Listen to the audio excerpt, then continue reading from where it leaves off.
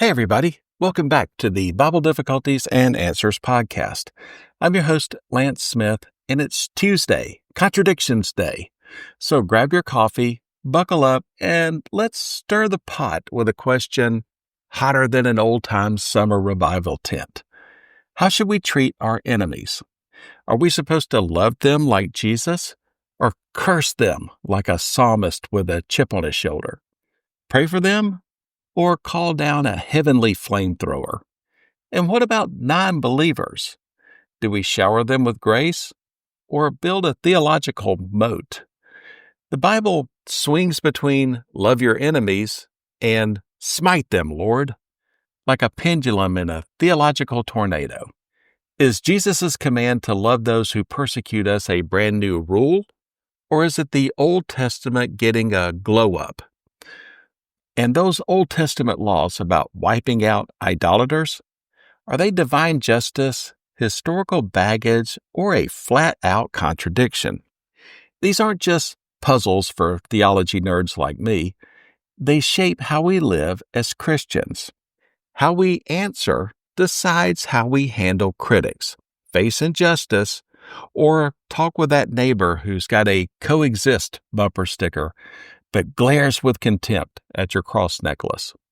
So let's dive into this tension between love and judgment, coexistence and conviction, and see if Scripture's playing tug of war, or if there's a harmony hiding in plain sight, like a hymn you didn't know you knew the words to.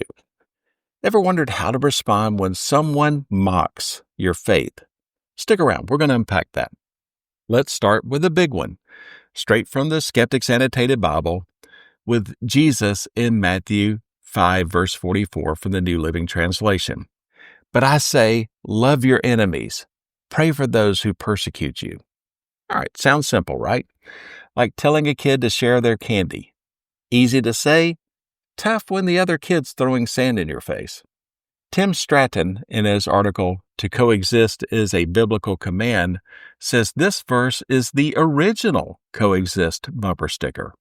He argues Christianity's the only worldview that grounds loving your enemies, unlike atheism, which sees humans as cosmic accidents with no moral duty, or some Islamic texts that lean toward violence. Stratton points to Romans 12:18, do all that you can to live in peace with everyone, and Hebrews 12:14, work at living in peace with everyone, to say Jesus wrote the manual for peace. But then you flip to Psalms, and it's like David's penning a heavy metal song. Oh God, break the teeth in their mouths, Psalm 58:6. Or Deuteronomy 13, where it's like, if your buddy whispers about worshiping Baal, stone him. Yikes, that's less love thy neighbor and more neighbor meet thy boulder. So what's going on? Is the Bible confused, or are we missing the plot? Let's break it down like a potluck supper, starting with the love your enemies side. Matthew 5:44, Luke 6:35, love your enemies, do good to them, lend to them without expecting to be repaid. And Romans 12:20, if your enemies are hungry, feed them. If they are thirsty, give them something to drink. Sing the same tune. Love your enemies, bless them, feed them, pray for them. The Old Testament joins in with Proverbs 25:21. If your enemies are hungry, give them food to eat. If they are thirsty, give them water to drink. Exodus 23:4 says, if you come upon your enemy's ox or donkey that is strayed away, take it back to its owner. The vibe? Show compassion, break the hate cycle, and act like God, who's merciful even to jerks. It's like Jesus is saying, don't just dodge the punch, hand them a sandwich. Now, let's switch gears to the spicy side. Psalms 35, 55, 58, 69, 83, 109, 139. These imprecatory psalms aren't messing around. David prays in Psalm 35:8, let sudden ruin come upon them. Let them be caught in the trap they set for me. Psalm 109:9 goes hard. May his children become fatherless, and his wife a widow. Lamentations 3:66 begs, chase them down in your anger, destroying them beneath the Lord's heavens.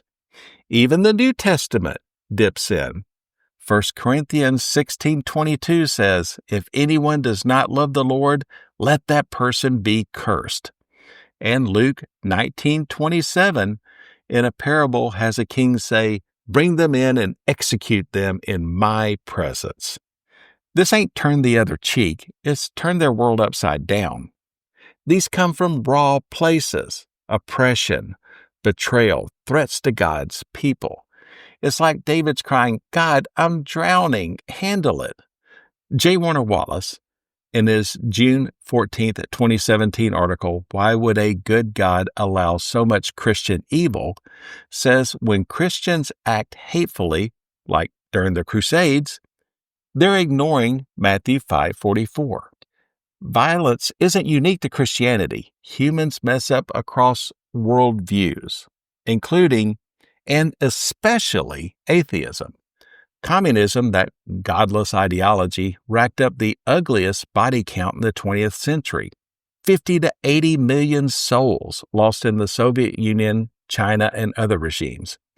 Blows past Nazism's 15 to 50 million, Japan's militarist 5 to 15 million, and then all other religious scraps at 2 to 5 million. But let's be real, folks. Jesus said, love your enemies, not slaughter them. That's the solid rock we stand on, not some blood-soaked sword. What about non-believers? Deuteronomy 13:9-10 orders, you must put them to death. Strike the first blow yourself if someone lures you to another god. 2 Corinthians 6:14-17 warns, don't team up with those who are unbelievers. It's like the Bible saying, stay in your lane, keep the faith, don't let idol worshippers crash your party. But then Leviticus 19:18 says, love your neighbor as yourself. And Matthew 7:12 drops the golden rule, do to others whatever you would like them to do to you. Romans 13:9-10 adds, love your neighbor as yourself. Love does no wrong to others. So, are we shunning non-believers or baking them cookies? It's like the Bible's handing us a sword and a spatula and saying, figure it out. How do we reconcile this? It's tempting to think the Bible's contradicting itself, like a preacher who can't pick a sermon topic. But context is key. The Old Testament was written in a world of tribal warfare and survival. If your neighbor worshiped Moloch and eyed your kids for sacrifice, love meant protecting your people. Those Psalms, they're poetry, not policy. David's venting to God, not writing a hit list. It's like praying, Lord, deal with my boss. You don't mean lightning bolts. The New Testament shifts gears. Jesus preaches under Roman oppression, where Christians are underdogs. His call in Matthew 5:44 isn't just nice, it's radical. Don't curse the Romans, pray for them. 1 Peter 3:9 says, don't repay evil with evil. Don't retaliate with insults when people insult you. Instead, bless them. This amplifies the Old Testament's heart, like turning a black and white photo into 4K. But the New Testament doesn't ditch judgment. Luke 19:27's parable and 1 Corinthians 16:22 nod to divine justice, especially at the end time. It's like saying, love now, God's got the final say. Those Old Testament laws to kill idolaters, they're tied to Israel's theocracy, not today's playbook. Most Christians see them as historical, like rules against eating shrimp, specific to Israel's time and place. Now, how does this apply today? Let's get practical with some scholars. First, Jonathan McClatchy in The Penalty for Apostasy According to Islam contrasts Jesus's love your enemies vibe with Islamic hadiths calling for killing apostates. He cites Muhammad ordering the death of Abdullah ibn Sayyid for leaving Islam, per Ibn Ishaq, which clashes with Matthew 5:44's mercy. Jesus says, pray for enemies. Some Islamic traditions say eliminate them. McClatchy's pointing out a doctrinal divide, like comparing a dove to a hawk, not bashing Muslims. Next, Dr. William Lane Craig, in his March 24, 2024 article, Why Lump Islam in a Negative Category of Religions, says we can disagree with Islam or any faith while loving its followers. Matthew 5:44 isn't just about personal enemies. It's about dignity for those who see the world differently. Craig's like, don't wield the gospel like a club, offer it like a handshake. Ever met someone of another faith? How did you show them Christ's love? Kevin L. Howard, in his May 19, 2017 article, How Should Believers Respond to Non-Believers? And Matt Slick, in his January 2018 piece, Why Are Atheists Hated?, tackle non-believers together. Howard says non-believers are enemies of God. Ephesians 2:3 says this, all of us used to live that way following the passionate desires and inclinations of our sinful nature. In Romans 5:10, we were restored to friendship with God by the death of His Son while we were still His enemies. But God loves them. Ezekiel 18:23, do you think that I like to see wicked people die? Says the sovereign Lord. Of course not. In 2 Peter 3:9, He does not want anyone to be destroyed, but wants everyone to repent. And so should we. Slick adds that some atheists attack Christian values while claiming tolerance. But Jesus' command to love enemies means responding with truth and grace, not hate.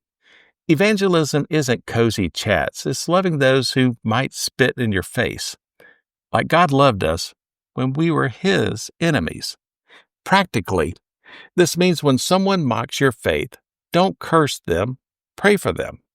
When a coworker is an atheist, don't shun them, share a coffee. When debating Islam or any faith, speak truth with compassion. Like Dr. Craig says, Deuteronomy's harsh laws, they're history, not your orders. Psalms' curses, they're your heart's cry, not your hand's work. Jesus' way, love, kindness, prayer, is the path even when it's hard. Ever faced a tough critic? What's one way you could show them kindness this week? Think of it like a football game. The Old Testament's the first half. Tough plays, hard hits, protecting the team. Jesus is the second half. A new strategy. Not fighting fire with fire, but winning through sacrifice. The score? Love wins, but it's a love that doesn't dodge truth or justice. It transforms them. That's your Tuesday contradiction.